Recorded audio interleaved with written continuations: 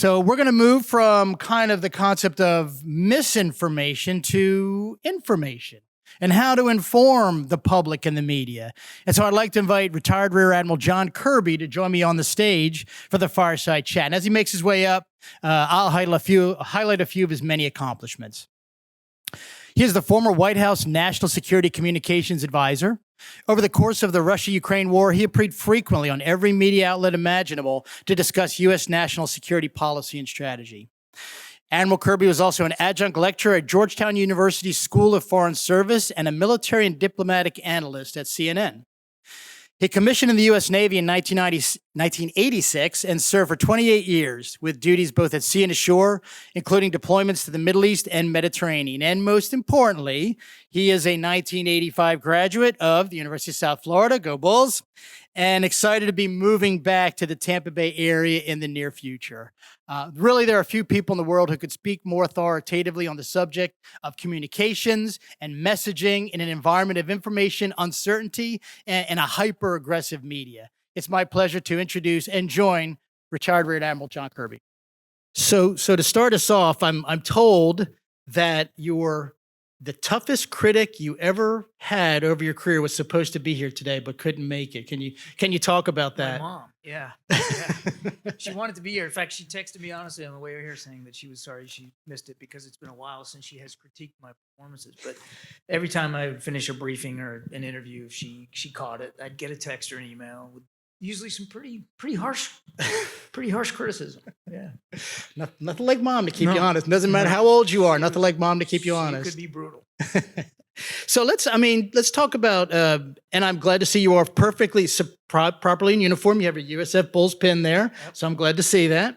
We'll talk about Ukraine and some lessons learned from that. But first, talking about you, how did you get into public affairs, and also about the importance and applicability of your degree here and your time as a history major and history degree here at USF? Well, getting into public affairs was the best decision that I actually never made. I was teaching at the Naval Academy in 1990. I had just come off sea duty I was on a guided missile frigate. Our job was to escort oil tankers in and out of the Persian Gulf. And when I was at the academy, I knew I wanted to stay in the Navy. We had a little girl, and but I didn't want to. I wanted to stay in the Navy. I didn't want to continue to be a surface warfare officer, but I didn't know what I wanted to do. And there's a thing in the military called lateral transfer where you can move from one skill set to another. And their options were many. I could have gone into supply corps, intelligence, cryptology, even the Coast Guard. Back then, young Navy lieutenants could transfer into the Coast Guard. But I couldn't decide. And I met a guy there who we have remained very, very close. Jamie Graybill is his name. And he was in a similar situation. Loved the Navy, didn't want to get out, didn't know what we wanted to do, didn't know what he wanted to do. So one day, just as a joke to make fun of ourselves because we were so stupid, we got a paper plate. And on the paper plate, we took a marker, we drew 8 slices of pie on the plate. And in each little slice, we wrote the name of a different skill set that we could transfer into, all the ones that I just mentioned, including public affairs. And we went to the clinic at the Naval Academy, and we got a tongue depressor. We drew an arrow on it and then stuck it to the plate with a tack. And every day in the morning, to make fun of ourselves, stupid 24-year-olds, we spun the dial, and every day it would land on something different, and we'd laugh about what idiots we were. But one day, after about 2 weeks of this, Jamie came to my office, and he said, that's it. I'm done playing the game. Let's do it for real. So we shook hands, we spun the dial, and I became a public affairs officer. I do not recommend this as a career development tool, but that's exactly how. For all the students in the audience, you're not recommending that as the methodology? It's not a great career development tool. It worked out okay for me, but it was high risk. But high reward, it sounds like, as it turned out. It worked out well. And, to your point about the history degree, I did study history here, and I studied history here because I've always loved history. That just even as a little kid, so it was an obvious major for me. I didn't fully appreciate how it helped me as a naval officer, particularly as a public affairs officer, until much later, especially in my more senior roles at the Pentagon, the State Department, most recently at the White House, to understand as we were just hearing from our previous panel. We understand the culture, understand the history, understand the mindset of a foreign population or a foreign government's leadership, or the situation that you're in. That whatever you as a military unit are being asked to do, there's probably a historical reason for the reason that you're there. And so it really helped me with critical thinking. It helped me, particularly at the podium. If you're a history major, you're expected to make an argument, to write a thesis, to do the research, take a view and have an opinion, and then defend that. Well, and that's basically what a press secretary does. My job is to go to the podium and defend and articulate a policy or initiative. And sometimes it doesn't matter. In fact, my wife got me a sign that I kept on my desk for the last 10 years. It says, "I don't necessarily agree with everything I say," which is a great motto for a spokesman. But that history degree forced me to know the value of doing the homework, doing the research, coming up with a view, and then being able to defend that, including, and this is a really important point, for somebody in my profession, including understanding what the counter arguments are going to be. So you do the homework, you come up with your thesis, but then you got to think through, well, what's the other side going to say? How are they going to poke holes in this? Because that's what a live press briefing is. It's taking your policy and laying it out in front for public scrutiny and criticism. And you got to be able to think ahead. Like, okay, they're gonna say, well, what about this and what about that? And you have to be ready for that. I think that's fascinating because, we have a lot of students in the audience, and, we started the Future Strategist program to give them a kind of a pipeline to the national security enterprise. And I think a lot of them think, oh, I need to major in this, or I have to do this major to go into that. And we've been telling them, not necessarily the case. I mean, no. Sometimes the skills or the education you gain in one degree can lead to that type of career. And there's things you learn that are very applicable. I think that's right. I don't have a journalism degree. I never studied mass communications. Heck, I didn't even go to public affairs training school. I mean, they sent me right to an aircraft carrier and off I went. I'm not suggesting that kind of educational background can't be helpful in whatever profession you choose. But I do think you need to keep an open mind and be willing to expose yourself to other curricula, other academic pursuits that actually might prove helpful in you being able to do the job. So again, my history degree, I shudder to think about how much harder it would have been for me to stand up at a podium at the federal level without having that foundation and sort of who we are, who we came from, and what makes us tick. You have a great background. So just to talk a little bit more about the job, we'll get into Ukraine in a bit, but sort of behind the scenes, what do you do to prepare a comms plan? What kind of preparation goes into before you go out before that active audience, which may or may not be, maybe very friendly, maybe somewhat adversarial? What kind of prep goes into that? I mean, the first thing you have to do is when you're a public affairs officer or a spokesman, is make sure you understand your boss's intent with whatever policy he or she is going to implement, and what effect are they trying to have, and then how can communications contribute to that. Sometimes a communications plan can be nothing more than a single sheet of paper because it's a small policy. It's not going to affect that many people, or it's a fairly benign and direct and easy for people to understand. Other times it could take a much more involved form. But I think a couple of things are really key. Number one is the logic. The best communication plans or the best policies follow a logic. You have to be able to connect the dots from what you're going to say that you're going to do to what you actually believe. There has to be connective tissue to basic principles and values. Number two, it's understanding your audiences. And there are multiple audiences. I believe that we live in a post-audience world today. I don't mean that audiences aren't important. They're critically important. What I mean by that is that they don't behave the way they used to behave when I first started writing comms plans. Audiences aren't willing to just lap up your communication points. They don't want access to information. They want access to conversation. They want to give back to you. They want to know you're listening. The other aspect of this post-audience world is you need to understand that when you are communicating today, whatever you say will go global in a nanosecond just because of the information technology that exists, whether it's social media or whatever. So you have to simplify your messages and make them as digestible as they can be to a multiple number of audiences. So no more than 3, simple language, and something that everybody can understand. And this will sound like I'm contradicting that rule, but I'm not. The other thing is you have to be willing to listen. The greatest myth of communications today is that you've done it. You think if you give a speech or you send a tweet or that you've communicated. How many of you either have or have an experience with teenagers? You know what I'm talking about. You say something and they look at you like you have 3 heads and they do something completely different. You have to, when you're communicating, you got to tap into your audiences over again in an iterative way to make sure that what you're saying is being understood exactly the way you want it to be. A short example, I know we're going to talk about Ukraine, but it's a good example. About 2 weeks before Putin invaded, we got direction. I was the Pentagon spokesman. My State Department colleague and Jen Psaki, who was the White House press secretary at the time, we were told that one of the things they wanted us to do from the podiums was use the word imminent, that an invasion was imminent. And so we did. You know, I said it every chance I could.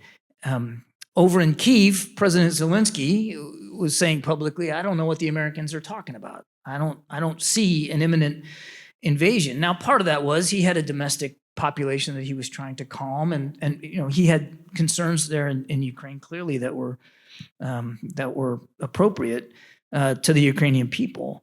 But what we learned later was the word imminent, or the way we were using the word imminent in the English language, wasn't translating well in Ukrainian when they would translate our press conferences and the transcripts. It doesn't mean that the Ukrainian language doesn't have a word for imminent or they don't understand the concept. Of course they do. But it was the way Jen and I were using the word, it was confusing. And so we stopped using it. And we started saying it's coming in a couple of days or a couple of weeks, or we modified the language. You've got to be humble enough in this information environment to change your messaging if it's not being received by the audience exactly the way you want it to be.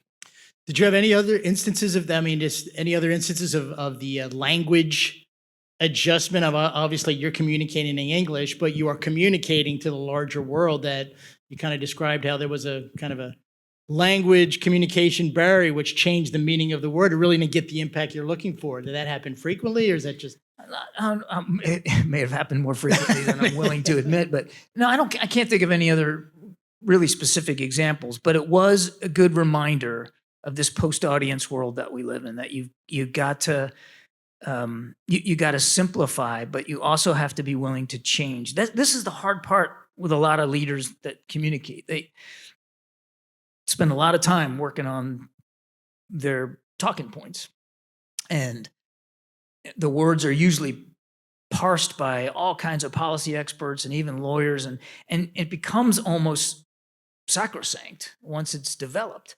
And it's unfortunate, because if you're not willing to change and modify not just your words but your policies to suit the time and to suit the audience needs, then I think you're going to miss opportunities. So one thing we talked about as we got ready for this was the use of strategic downgrade as a way of highlighting impending negative activity, especially as it applied to the lead up into the Russia invasion. You said that you said that was I can't remember the exact word, one of the most impactful and significant things that you pursued that happened during your time there. Could you talk more about that? I think it's, from a comms perspective, I think it's the most consequential, significant lesson we learned from the war in Ukraine.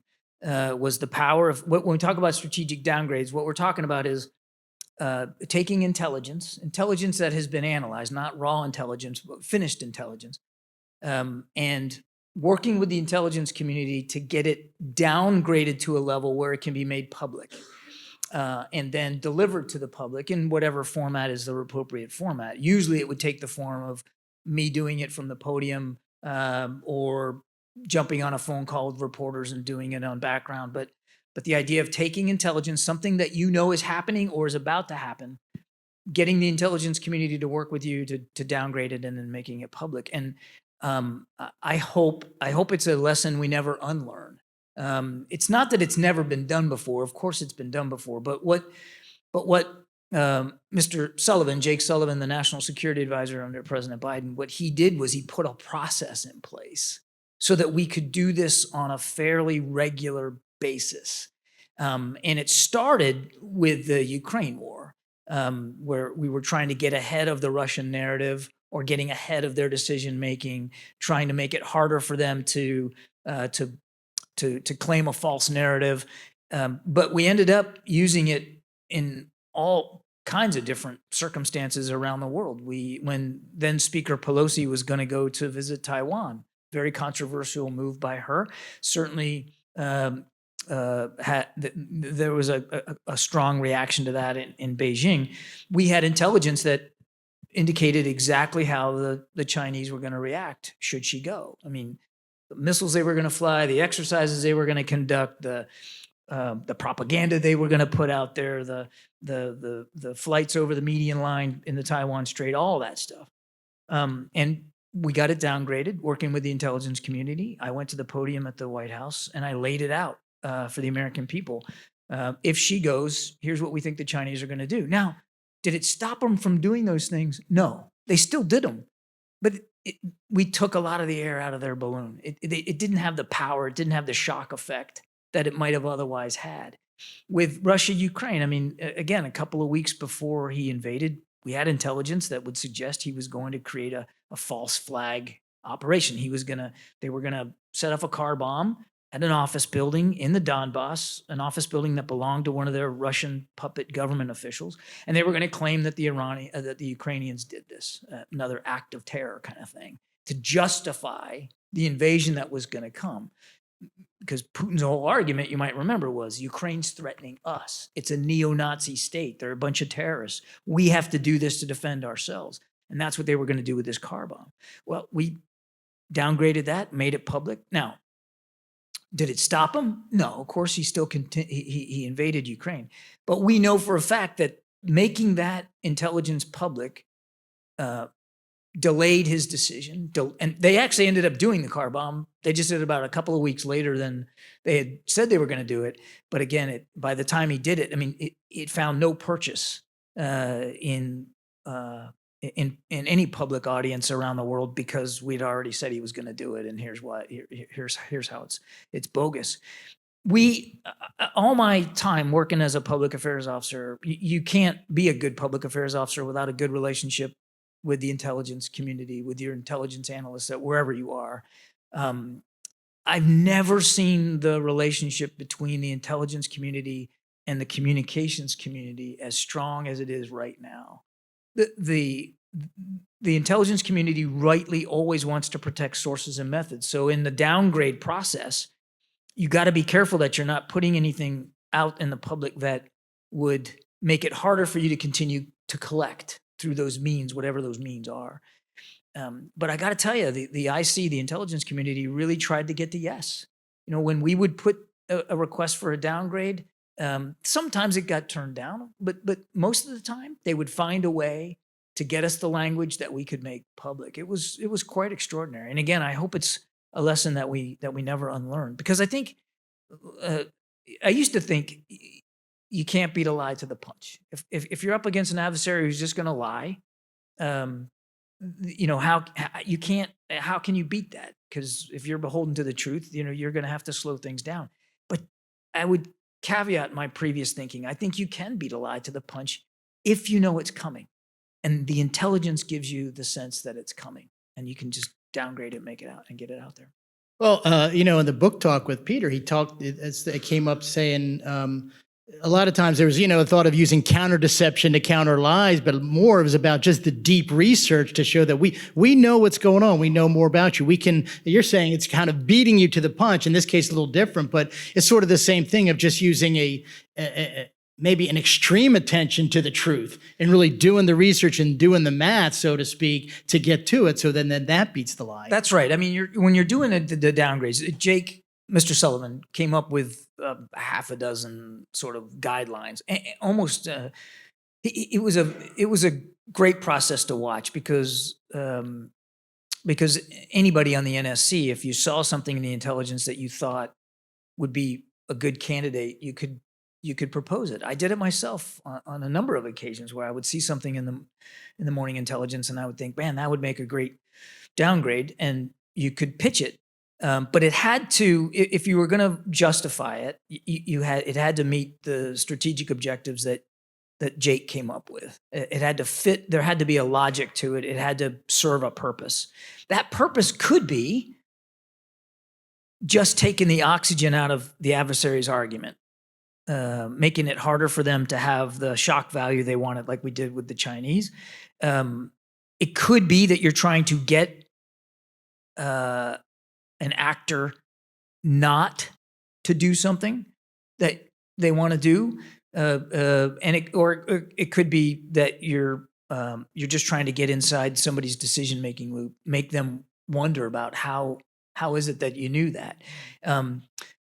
It depends, you know. I mean, I'm not saying it's a panacea and it can solve all problems, but it is a way of messing with the enemy, of getting inside their processes and their thinking, and making it harder for them to do what they want to do. Another great example of this was in late September of 23.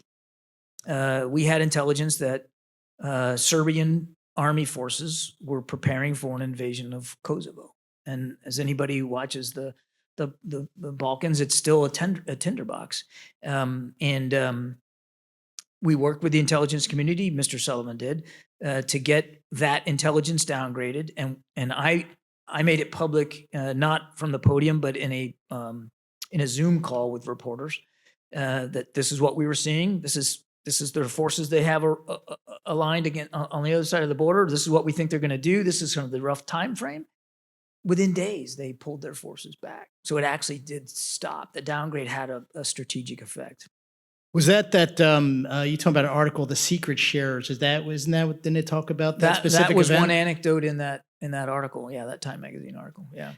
There's a question here from the audience that's kind of aligned with what you're just talking about, and actually it even says, as a corollary to the strategic downgrades, can you talk to the effectiveness of using intelligence to, quote, name and shame Russian malign activities they tried to deny? Yeah, I mean, that's kind of what we've been talking about. I mean, it really did start with Russia over the Ukraine invasion. In fact, even before he invaded. But as I said, we learned that there could be other purposes to strategic downgrades, that they can be quite effective. And again, I just hope it's something that we don't unlearn. I think there's a real place for it in the modern information environment. It can't be overdone. I mean, you know, again, we had a set of criteria that it had to meet. Jake was very specific about what he would approve to go to the intelligence community or not. So you don't want to overdo it, but I think it had a powerful effect. Can you talk about what you encountered in the use of the comms and information environment that you saw from both the Ukrainians and the Russians over the course of the war? I think, you know, the war in Ukraine has been called the first AI war. It's been called the first drone war. I think it has totally changed the way we think about the information environment in warfare.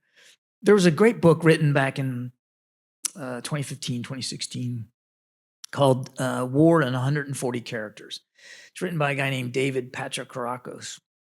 And in this book, he writes about 3 conflicts that were prominent in 2014, all of which he convincingly writes, success or failure was determined not by bombs or bullets, not by operations, but by the narrative, by the story, by communications. Ironically, all 3 of those conflicts are still relevant today. It's the 2014 war in Gaza, the 2014 fight against ISIS, and of course, the 2014 invasion of Ukraine by by Russia. Now, back then, in the Russia-Ukraine conflict, social media was obviously a way to spread disinformation and try to convince audiences of various other points. But largely in Ukraine, they used social media, particularly Facebook, to keep the troops in the fight. They were surging arms, ammunition, uniforms, medical kits through social media to get them to the point of conflict. That wasn't the case in 2022 because the United States was such a strong supporter of Ukraine, and then we put together a coalition of 50 plus nations to continue to arm Ukraine. So there was no need for Ukrainians to use social media necessarily for that purpose. But what they did use social media for, and continue to do so, is to alert Ukrainian units to what they're seeing the Russians do. I mean, obviously the Ukrainians have their own intelligence services and certainly have relied on Western intelligence sources, but they also relied heavily on the Ukrainian people themselves to keep them informed about what they're seeing and what the Russians are up to. They also used it very effectively, not just social media, but all types of media, continue to use it effectively to garner international support for the fight that they're in. President Zelensky is a terrific communicator in his own right, both through personal communications, conventional media, and of course through his social media posts. But they have used it quite effectively to tell their own stories. What I like, and in the previous panel talked about the Nazis using akin to social media in terms of having people take selfies, and that was an interesting. I'd never heard that before, but the Ukrainians, that they're doing that even today. They encourage their soldiers to post what they're doing and what they're seeing, and it's powerful. The Russians are also using social media quite effectively to counter, obviously. To counter Ukrainian narratives, to spread disinformation and malign information, to try to throw shade on the Ukrainian narrative, and to try to continue to create fissures, particularly not so much, although he tried to create fissures in the West and in NATO, I think quite ineffectively. But what the Russians have been good at doing is trying to sow divisions in what we call the global South.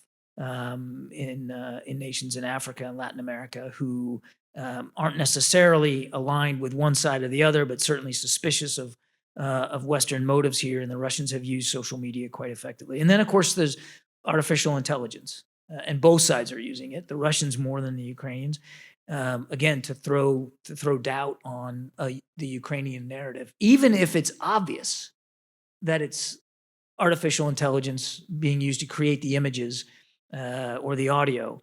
That doesn't necessarily work to the Russians' disadvantage because, again, it's really about throwing shade. I mean, could you look out in the future? This question was asked at the previous the book talk, and I think it's still relevant. I mean, how the use of AI may even continue to further develop as far as a communications tool in this type of environment? I think that's inevitable. It worries me. I mean, there's promise and there's peril in artificial intelligence, and I don't claim to know enough about it, but it does concern me as I now leave government and thinking about the impact it's already had in Ukraine. That's something we all need to be paying a lot of attention to. Yeah, is that something that, I mean, I know that you've already been speaking to students today and you're going to speak with the students later on. I can see a bunch of students out in the audience. I mean, it's like they're growing up in this environment. Like you said, you've left government. We're of a certain age, and they're not at that certain age, and they're growing up in the environment where AI and some of these tools have been something they just grew up with. Do you think that that'll, I don't know, in fact, impact or affect the way that it could be used, just the ability to understand it better as being part of your core way that you operate? I think it's going to be, again, without fully understanding it myself, I think it's going to be one of the most significant challenges for policymakers in the future. And also one of the most significant challenges for communicators. It's hard enough when you're not a propagandist to beat back against propaganda and disinformation, even with just conventional tools. Like I said, the strategic downgrade was a conventional tool that we used quite effectively.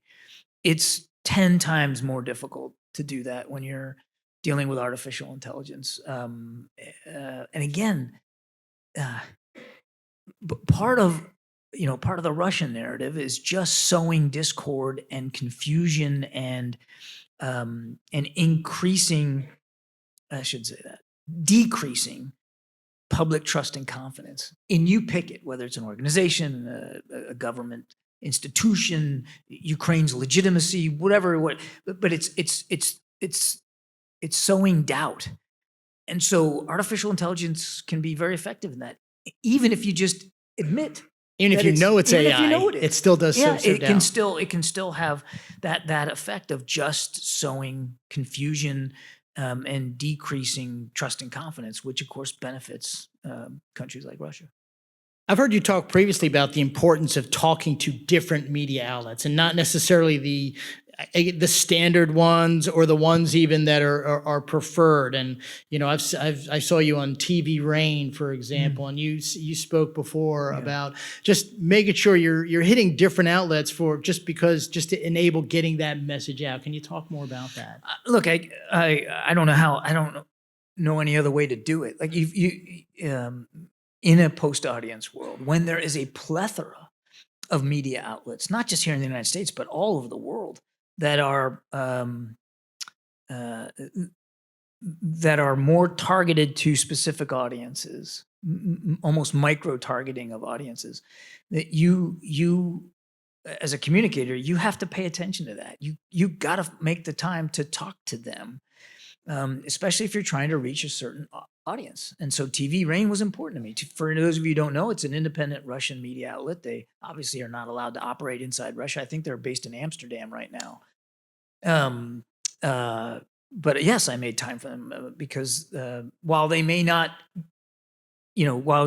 be able to penetrate inside Russia with TV Rain, there's a big Russian diaspora all over the world who did pay attention to it.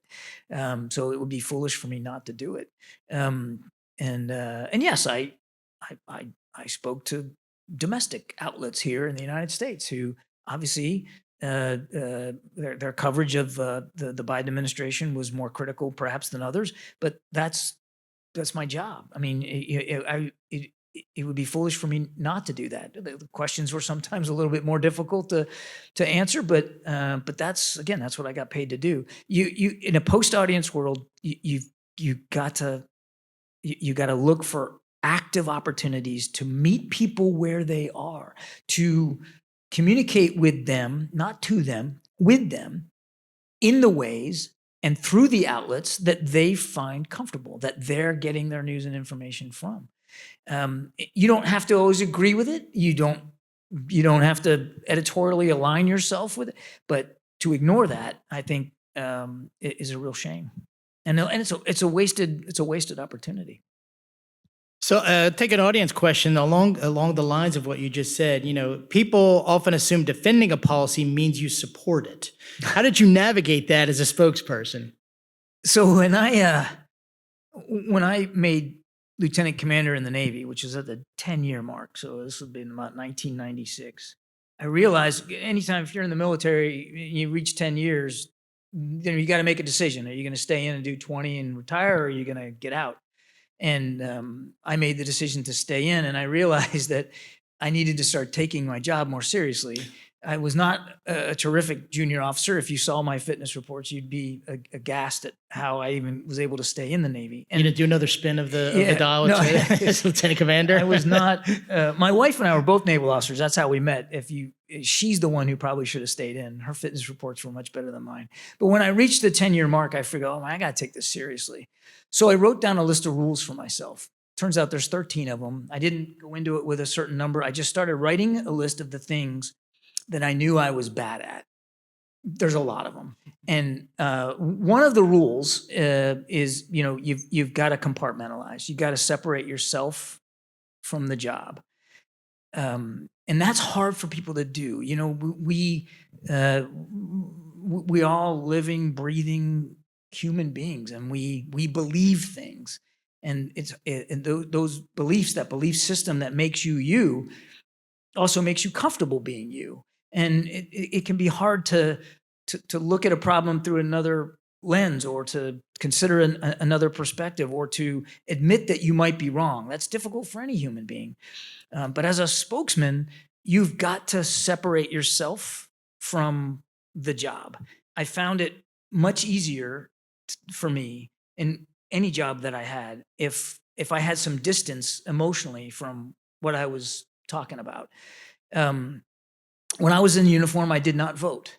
I did not believe, this was my personal view, and I'm not suggesting that's the right view. My wife completely disagrees with me, but I felt it was easier for me as a naval officer and as a spokesman for the United States Navy if I didn't have a say in who was in the Oval Office, if I wasn't invested in that. And it gave me distance, and I found comfort in that distance. And the more senior I got, the podiums I got to speak from, state, Pentagon, White House, I found that a useful tool to be able to separate myself. That's why my wife got me that sign. I don't necessarily agree with everything I say. I did not find it difficult because I also never found myself speaking for a policy or an initiative that I had a moral, deep ethical conflict about. So I never really, it never came to a crisis for me where like I felt like, well, I can't talk about this because I'm truly that much opposed to it. Now, there were obviously times when it was difficult for me. I lost a friend in Afghanistan, and I was the spokesman at the Pentagon during the withdrawal. We briefed the press twice a day. Those were tough briefings because that was a tough time. And I had to put my own personal connection to the war in Afghanistan aside to do the job. You have to be a good spokesman. You got to turn it off. You have to realize, this is the argument I'm going to make. This is how I'm going to make it. And as long as I could leave the podium feeling I was honest and truthful and as accurate as I could be, then that was okay. That was the job I was asked to do. A question: do you think the U.S. has invested enough in information capability and capacity for the future? In what way, information capacity? I mean, guess that could be a technical thing. It could also mean a policy thing. I don't know if this will answer the question. And if it isn't, whoever submitted it, write it again and I'll do a better job. But I will say this. I'm going to assume the question means public information and the way we think about communicating. My short answer is no. I think we got to do more. Especially now that the information environment is as dynamic and energetic and dispersed and democratic with a small d as it is right now. In many of today's conflicts, back to Mr. Patrikarakis's book, success or failure is often determined more by the narrative, by the comms effort, than it is by the kinetics, by the operations. I'm not suggesting that operations and military movements aren't important. Obviously, they are. But any commander today, any policymaker today that isn't factoring in the communications aspect at the beginning, before you make your decisions, is losing an opportunity and probably will run into a lot more friction and failure than he or she thought that they would at the outset. You've got to bake in your narrative ahead of time, before you launch anything, because that's the root, right? That's what you're going to keep coming back to. Those are the basic core principles and values that you're going to want to communicate to, and you're going to want people to believe, and to not only believe, but to maybe act on. And if you avoid that, if you think of communications or the information environment as something separate than the policy process or the operational process, you're just, you're just going to fail. It's absolutely part and parcel of it. Going forward, a lot of, I think there's a sense that say that most of our operations and most things we do will be partnered operations of some sort. And Ukraine was no different as far as the U.S. approach to that and doing it with partner nations. What lessons learned can you speak to from working in the messaging department with partners and allies? One of the things I'm most proud of is the efforts that I put in my job at the NSC, the National Security Council, in working alongside, getting to know and building trust and confidence with my counterparts in foreign countries. I had a great relationship with the Israeli Defense Force spokesman and his team. I had a terrific relationship with my counterpart in Ukraine. And did we agree on everything? Absolutely not. And were they having to say things that were different than I had to say? Of course. But we didn't surprise each other. You know, they would know if I could, if it was something they needed to know, that I was gonna go up to the podium today, and here's what I'm gonna say, and here's why I'm gonna do it this way. We built some trust and confidence internationally that I think went a long way to aligning communication efforts, even when we weren't totally aligned on all the policy. So I think for me, and I got this from bosses that I worked with over the years: John Kerry, Chuck Hagel, Leon Panetta, Mike Mullen, and of course Joe Biden. That America shouldn't always want to do it alone, and most times we can't do it alone. Partners, allies, friends, they matter. They can do things that we can't do sometimes. And the collective effort is always going to be more credible.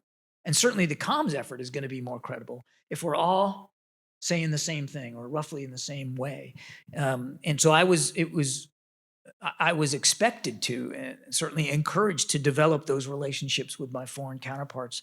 And I think looking back now, I've only had a month or so to sleep, but looking back now, I think that's one of the things I'm most proud of, that I was allowed to do that, and that I took advantage of that.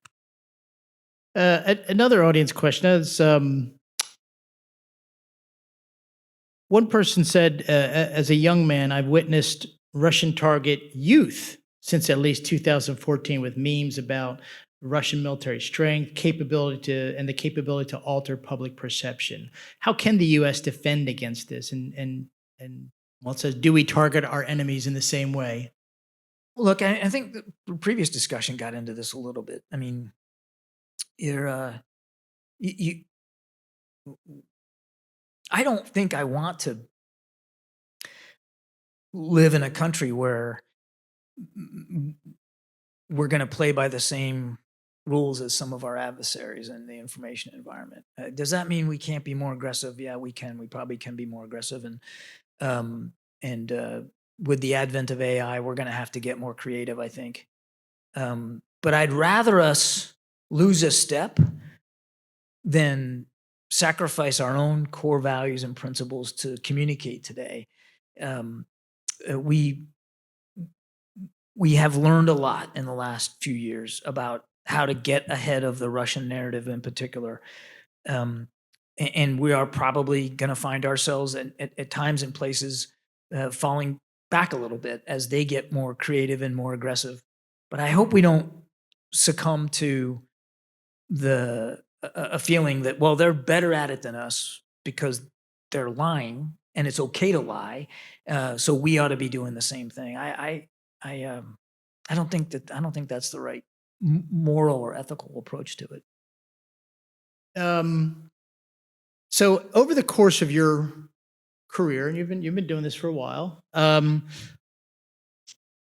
what changed or evolved? What would you say, look about what changed or evolved the most over that time? That's part A. And part B, what was kind of stayed the same, or at least was kind of a universal truth to what you did? The thing that changed the most was just the universe of media.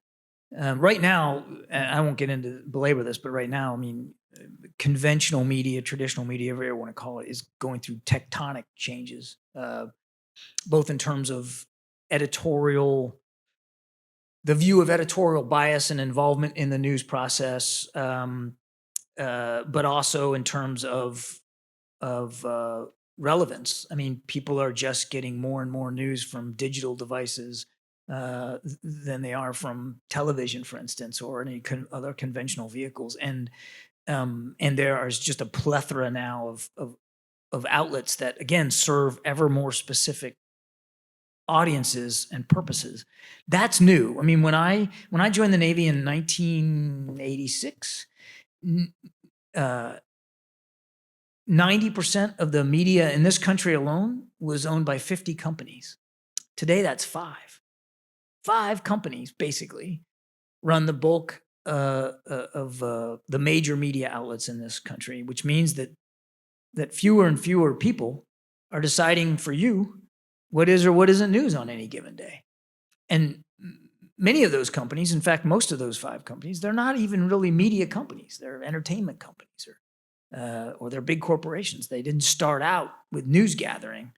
And at the same time, you've got that consolidation at the top. You've got this incredibly competitive environment at the lower levels, as you have all these outlets that are now being created for very niche audiences and with very specific delivery vehicles at their disposal. And again, I didn't have to deal with that when I first came in, and now you can't ignore it. Which goes back to your question about, well, why did I talk to places like TV Rain? Because you have to put the energy into, again, meeting people where they are.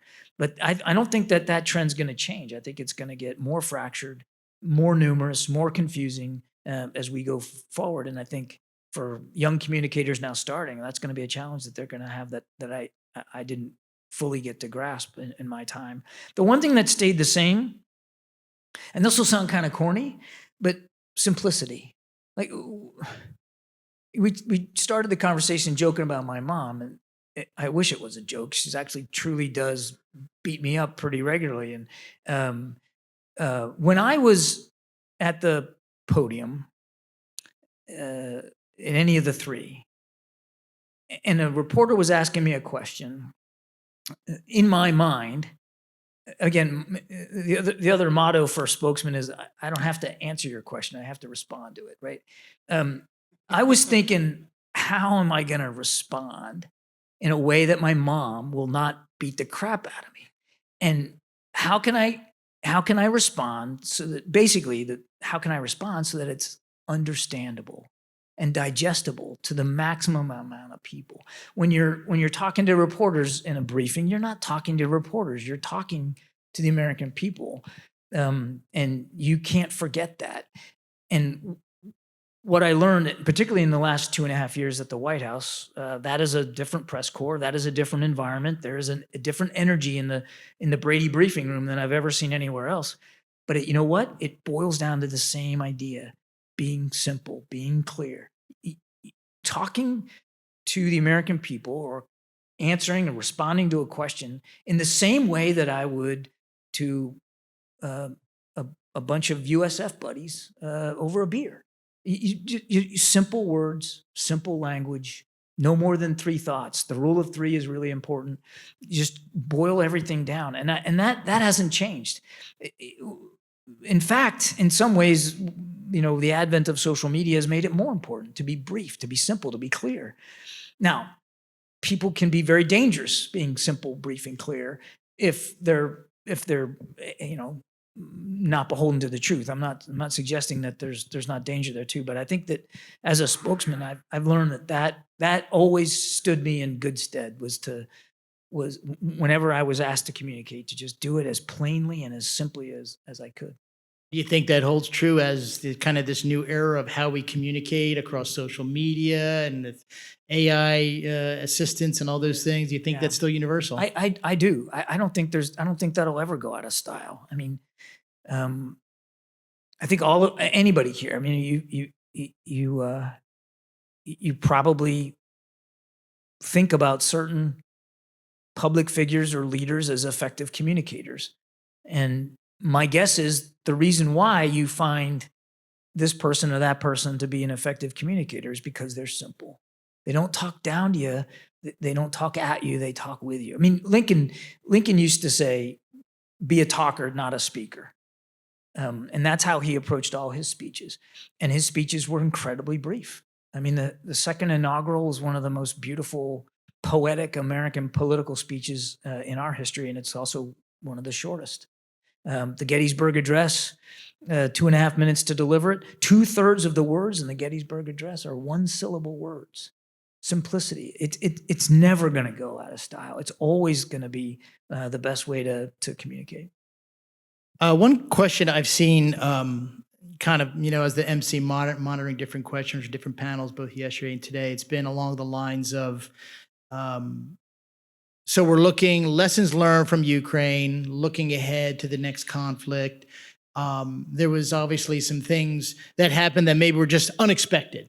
What was that unexpected thing? I think a question and a thought is, okay, what for the next conflict, what is that unexpected thing? What's that surprise that's over the hill that it's hard to see, but it's still going to impact the adversaries in that conflict, whether it's the U.S. or whether it's somebody else? Is there something you can think of from the comms perspective that would fall under? What's that kind of oh crap moment that may be out there? Man, that's a good one. I don't know. I'm asking you to prognosticate the future. I know, but it's. I think some of it's going to depend on what that next conflict is and what it looks like and what an adversary's goal is. I would go back to AI. I'm concerned about how AI can be used for nefarious purposes in the comms environment. I don't think we fully understand it or even able to fully appreciate what the impacts could be. So I'm scared about that. I'm worried about self-censorship, about access to different voices and what that looks like, and how governments around the world, particularly democratic governments, can keep open those avenues. That concerns me a little bit. And I think this maybe doesn't particularly answer the question, but the one thing that does concern me about the future of government communications is, and this will also sound corny, but it's the truth, is the willingness and the ability of policymakers to tell good stories. If you think about disinformation and propaganda, whatever you want to call it, why is it so effective? One of the reasons it's effective is because it makes you feel something, get you angry, get you anxious. And it is through feelings that we act, not through thought. Thought may be a way that we rationalize or explain, or, you got a guy like me getting up there talking about something, but the people react, they act on feeling. And one of the key ways of tugging at feeling is through story, making it human, making it personal. And I just don't think that we do a good enough job telling story in a compelling way and making a policy or initiative, making it human so that it actually can have the desired effect. And another part of strategic storytelling is imagery. There's another. Do we have time? Yeah, we do. Yeah, we're good. There's another book. I don't recommend you read it. It's better than Ambien, actually. It's called Public Opinion. It was written in 1922 by a guy named Walter Lippmann. Lippmann was kind of the Tom Friedman of his day. I used to subject my Georgetown students to at least the first chapter of it. In that first chapter, Lippmann talks about the triangular relationship between an event, the imagery of that event, and the feelings that affect the behavior of those digesting the imagery. And that those three things are constantly working in concert with one another to change or alter or influence public opinion. And if you think about it, I mean, you talked about the massacre in Bucha in 2022. It was actually almost exactly 2 years ago. And how many of y'all remember the image coming out of there of a young woman's hand with red nail polish, and you couldn't see anything else, just the hand, the dead hand with the nail polish, and the way that made you feel, the revulsion it created, and the incredible increased international scrutiny of what the Russians were doing at the behest of Putin, the war crimes they were committing. Or if you think about back when I was at the State Department in 2014, the image of that young Syrian toddler that washed up on a beach in Turkey, and the effect that that had on the international community to finally take what was going on in Syria seriously, led to all kinds of policy changes and contributions around the world to the Syrian effort. Or if I were to say to you, September 11th, 2001, I guarantee you that a picture formed in your head, most likely the World Trade Center, maybe the Pentagon, but an image is attached to that. An event begets an image. And Lippmann wasn't writing about necessarily a photograph or a video. He was talking about a mental image. In 1922, it wasn't like they had social media then or film, video. But that mental image, whether it's created because of a memory of a picture or it's just in your head, that can move people. It can move public opinion, which then can move actual policy. And I don't know that I just don't know sometimes look, as the guy who led the comms effort at the Pentagon, I had thousands of employees, and many of them their whole purpose was to create imagery, to get it out there to the public about what the Department of Defense was doing around the world.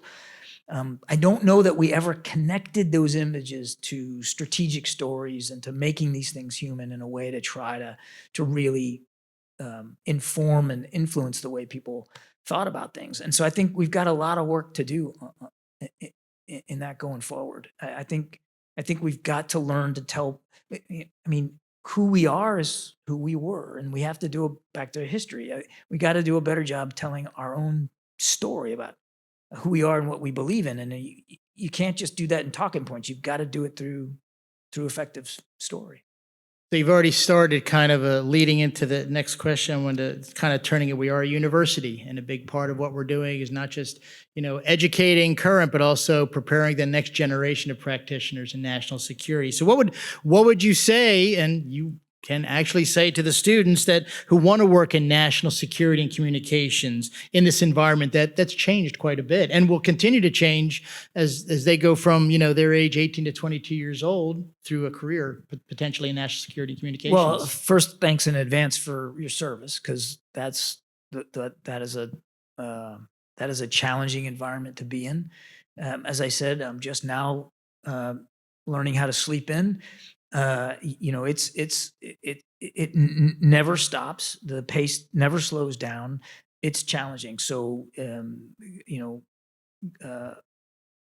I'm grateful for anybody who's interested in working in national security, particularly national security comms, because it's going to become increasingly important, more than it is even now. And again, it can be an unforgiving line of work.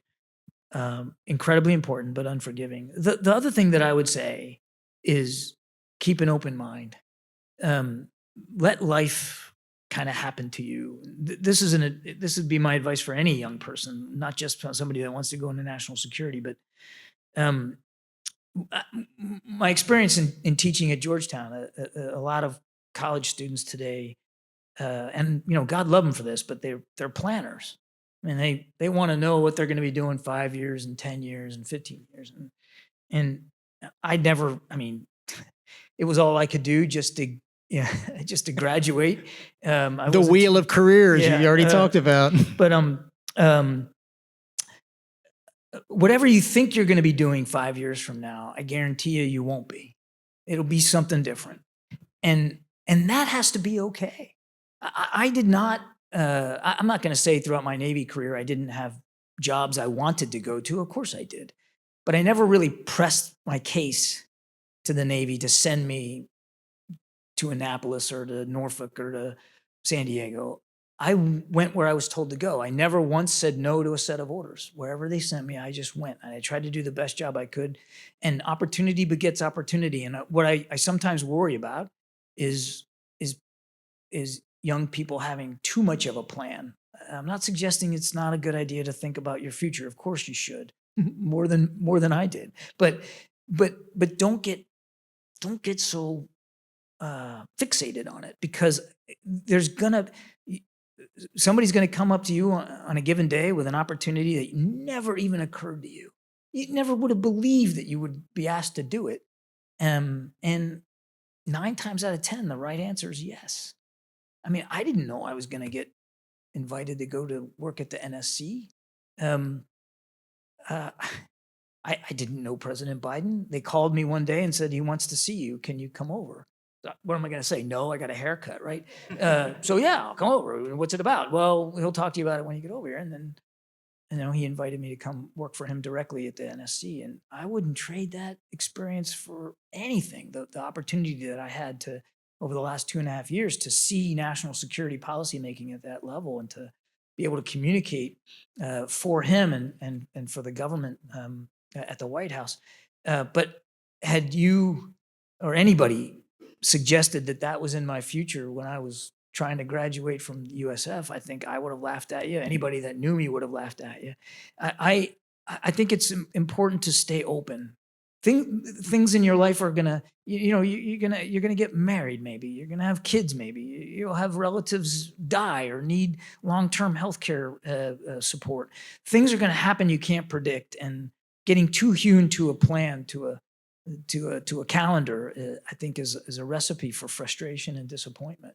I'll say the last thing I'll say on this. When I was the head of Navy Public Affairs, in addition to being the chief Navy spokesman, my responsibility was to manage the careers of the several hundred Navy public affairs officers around the world, and reserve and active. And the ones I found to be the most bitter as they rose in rank were the ones who had this very strict plan of every job they wanted to have, how they were going to get promoted to the next rank. They had it all lined up, and they ended up being the most unfulfilled and dissatisfied, because eventually it doesn't happen that way. I just always felt it was better to just do the best you can in the moment and let the chips fall and see how it goes. I think life is like, it's like a herd of ponies riding by and you're sitting on the fence, and sometimes you just have to jump on one and see where it takes you. So my recommendation would be that, first of all, thanks for being willing to do it, but be flexible, be willing to try something scary and new, get some chalk on your cleats, push yourself a little bit out of your comfort zone, because you just won't, you won't be able to predict where that could take you. Do the job well when you get it. Yeah, obviously you want to do the job well, so that way wherever it goes, it goes, but it's based on you giving your best for what you're doing right now, and people recognize. I mean, at one time Admiral Kirby was Lieutenant Kirby. At one time, General McKenzie was Captain McKenzie, and both must have done a pretty good job in those roles to move to the next level, even if it wasn't part of this structured plan. You want to do a good job. You want to treat people well. All those basic, human qualities that are important. But being open-minded about your future, I think, is really valuable. I did not plan any of this, and I'm glad I didn't. And I'm really glad I've had the opportunities I've had. But I think it's because I was willing to take a chance. So we're actually about time to wrap up. So just any final comments you may have on on USF, on Ukraine, on just your career, on anything. Just thanks for having me, and thanks for welcoming me back home. It's so good to be here. Every time I come back to this campus, it blows my mind, because it doesn't look anything like it did in 1985.